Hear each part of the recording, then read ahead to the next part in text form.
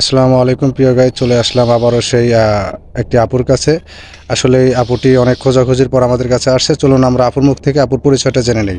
আসসালামু আলাইকুম আপু। ওয়ালাইকুম আসসালাম। কেমন আছেন? আলহামদুলিল্লাহ ভালো আছি। আপনি কেমন আছেন? আলহামদুলিল্লাহ আমি ভালো আছি। আপু, আপনার নামটা কি জানতে পারি? আমার নাম নুসরাত আক্তার।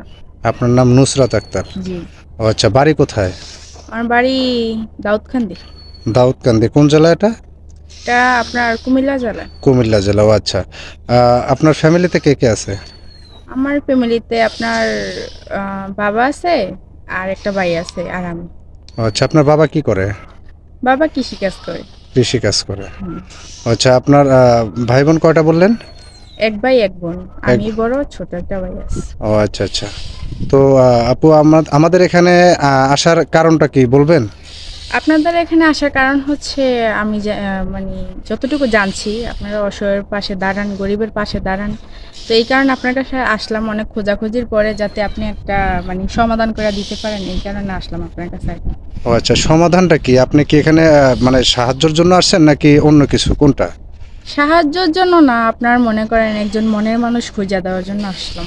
ও আচ্ছা আচ্ছা, আপনি চাচ্ছেন যে ভালো একটা মনের মানুষ, মানে আপনি কি বিবাহ করতে আসছেন, এই তো? হ্যাঁ।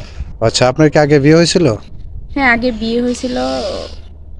ওই চলে গেছে আর কি, মানে সংসার হয় নাই, বিয়ে হয়েছিল। ও আচ্ছা, বিয়ে হয়েছিল। সংসার করছেন কতদিন? 2 মাস। 2 মাস সংসার করছেন না? হুম। আচ্ছা, 2 মাস পরে চলে গেছে। হুম। আচ্ছা, সমস্যা কি ছিল? সমস্যা ওর আগের সংসারে ছেলে মেয়ে আছে, তারপর আপনার আমি এটা জানতাম না। হ্যাঁ। হ্যাঁ। ওর ওয়াইফ আছে আগের সংসারে, তো ওরা চাপ দেওয়াতে ওই চলে গেছে। ও আচ্ছা, আপনাকে মানে আপনি বলতে চাচ্ছেন যে আপনি যাকে বিয়ে করছিলেন তার আগের ঘরের সংসার ছিল, ছেলে মেয়ে ছিল, আপনি জানতেন না? না না, আমি জানতাম আপনি না জেনে বিয়ে করছেন? হ্যাঁ, এখন ওই ফালাইতে চলে গেছে। ও এখন ফালাইতে চলে গেছে। তো আপনাদের মাঝে কি এখনো সম্পর্ক আছে নাকি বিচ্ছিন্ন হয়ে গেছে? না না, বিচ্ছিন্ন হয়ে গেছে। বিচ্ছিন্ন হয়ে গেছে। ও আচ্ছা, আপনার কেমন ছেলে পছন্দ?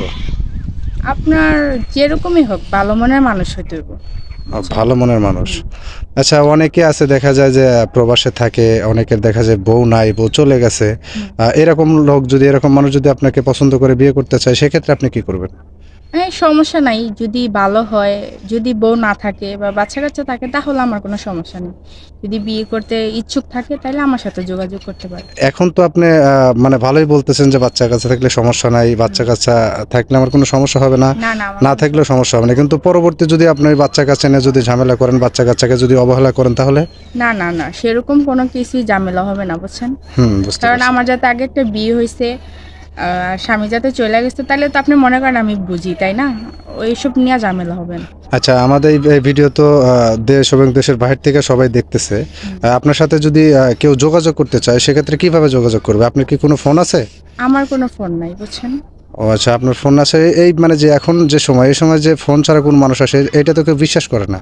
বিশ্বাস করে না, ঠিক আছে, কিন্তু আমরা একদমই গরিব, বুঝছেন? বাবা কৃষিকাজ করে, তো আপনার ফ্যামিলি একদমই গরিব, বুঝছেন? কৃষিকাজ করে, ওই ওই ক্ষেত্রে মোবাইল চালানো আমার পক্ষে সম্ভব না। এই যে আমার আগে স্বামী ছিল, ওই আমাকে মোবাইল চালাতে দেয় না, বুঝছেন? ও আচ্ছা আচ্ছা। আচ্ছা, আপনি লেখাপড়া কতদূর জানেন?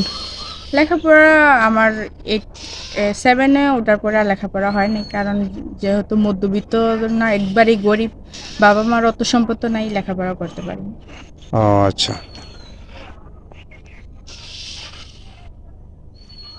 যাই হোক, আপনার কথাগুলো শুনলাম। এখন যদি আপনার সাথে কেউ যোগাযোগ করতে চায়, আপনার কোনো ফোন নাম্বার নাই, ঠিক আছে? না না, আমার তো প্রিয় দর্শক বন্ধুরা, এখন আপনারা সবাই কথাগুলো শুনলেন। যদি কোনো ভাইয়ের ভালো লেগে থাকে, তাহলে অবশ্যই আমাদের স্ক্রিনে দেওয়া নাম্বারটিতে যোগাযোগ করবেন। আর স্ক্রিনে দেওয়া নাম্বারটিতে যোগাযোগ করলে এনার সাথে কথা বলতে পারবেন। কেউ ভিডিও কল দেবেন না, ভিডিও কল দিলে ব্লক মারতে বাধ্য হবো। সবাই অডিও কলে যোগাযোগ করবেন, ঠিক আছে? ভালো থাকবেন, সুস্থ থাকবেন। আল্লাহ হাফেজ।